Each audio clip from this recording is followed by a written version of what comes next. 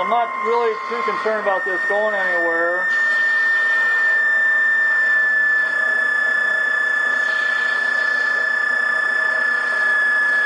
And I still got support at the tailstock end, so I'm down to like a 1/16 of an inch or so. There we go. It's conceivable you could reverse chuck this, but getting it to line up exactly right. So generally, I'll power sand it down to a point with a like a quarter sheet oscillating sander, like a quarter cable, and I can get a nice point on it. And if I'm going to put a finial on here, then of course I'll cut it off and to leave room for that. But so anyway, all right. So now we've got this part done, and we'll pretend like it came out really, really well. But now one thing I want to point out here is, if you'll notice, because we started out with a square piece, you can see that where the grain here is way off to the side. That's where this other fixture would come in really handy, because then you can leave it on the lathe. And I want to show you on the lathe bed, this part here slides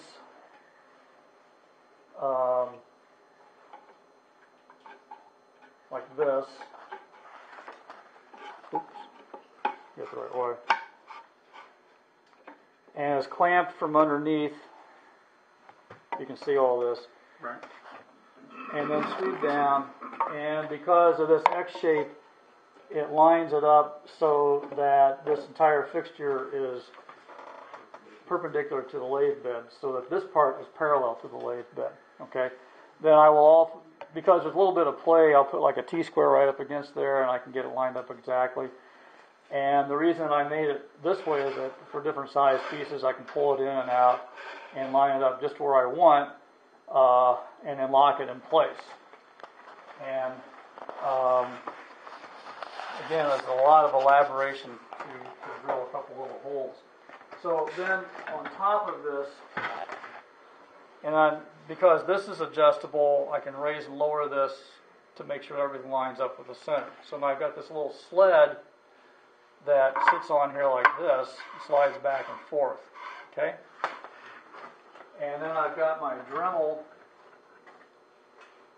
and this little carrier here.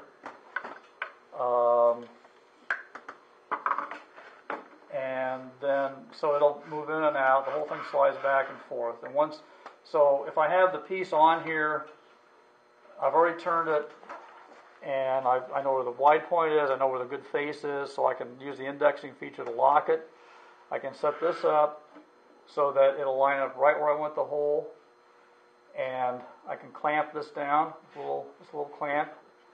This is already screwed in and clamped down, and then I can drill through to make one hole, set the indexing wheel, flip it over. This is all locked in place. Drill through, and I know that the holes are going to line up exactly right. They're going to be exactly perpendicular to the center line of the lathe. So I didn't have to go through all that measuring stuff that I did on that other one. So I could have, instead of that shape that I came up with, if I had a different shape, and I could align the hole according to that. And I can also do it without the little X-shaped thing here. I can turn this if I want to, drill something like this. I can do that as well. Plus, if I want to put 4 legs in, or 5 legs, I can use the indexing feature on the lathe, and I can put holes as many as I want. If I want to have 2 holes, like the bigger piece there, then I make a little spacer block and a little stop block.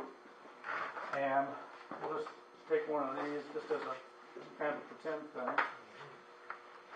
So let's say this is the spacer block, and let's say this is the stop block. If you can see this, I can clamp the stop block in place. With the spacer here, I can drill one set of holes all the way around, take the spacer out, move it, drill the other set of holes all the way around. So I could drill 20 holes across there. I know they're all going to line up just in the right place. So it's like I said, it was a little elaborate to make. I had originally made one that was really just to see where I want it to fit. If I put it too low, like that, it looks like it's pushing right through the table. So I want to have it up to where it gives a little more of a lift to it. I could do one and put it way up here, and that would work. But just as a kind of a basic thing, I find if I have it maybe an inch or an inch and a half of clearance there, it works pretty well. So I kind of find where the hole is there, and then find where the hole is here. And I know that's how high I want to make the hole. So these pieces could actually be different heights, but you just want to make sure that when you get these, like the small one, that the leg is flared out.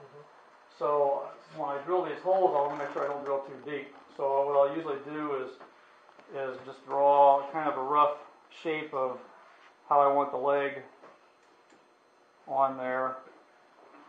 And then I'm only going to drill down to about there. You don't have to drill very deep because there's not much weight to support, and it's just mainly, and the pins are going to stick in there really tight anyway. So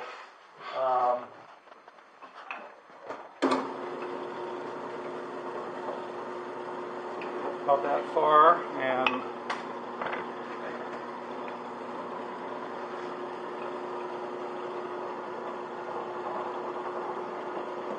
okay, you remember what I said about the orientation of the grain. On the legs, you want to have, it's best to use a piece like this, where the grain is straight all the way around. So that, and the reason for that is that I don't want to really, like I wouldn't want to use, say, bird's eye maple or something for the legs if I'm using, say, some kind of exotic burl for this, because they're going to fight each other.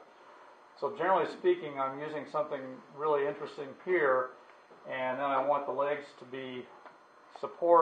look nice, but I don't want the figure or the color or anything to fight. So that's why I want to use this very simple straight grain wood. If you look at all of these, that rule kind of applies. Perhaps even paint the legs then, opaque? Well, I could. I've done that. I tend to use a lot of natural maple. Because generally the vessels themselves are darker, and the maple is like a good background. Anything goes with it. Same way with wenge. Wenge is a really good background wood because it's so dark, almost black, almost brown and black. And generally it's not, if you get like quarter sawn wenge, it's very straight grain, and anything you put against that looks really good too. So, but that's basically the shape. Now, what time is it? Quarter to. Oh, crap. Okay. I won't get into the next step would be to cut these out into the shape, whatever shape you want. Doesn't have to be this shape, but you want to do all that after you drill the holes, okay? And make sure everything lines up right. And then make the legs whatever shape you want. Sometimes I'll make like paper templates, put up against it. I do that a lot with pieces, and I'll talk about that later more. Particularly like finials and things. If I'm not sure of a shape of a finial, I'll make a little paper cutout, tape it on there, and just see how it works proportionally. And even like the legs on that bigger piece, I'll make a cutout of that paper just to get the shape of the way I want it. So, and when we get to the slides, now you'll notice that everything is curved on that. So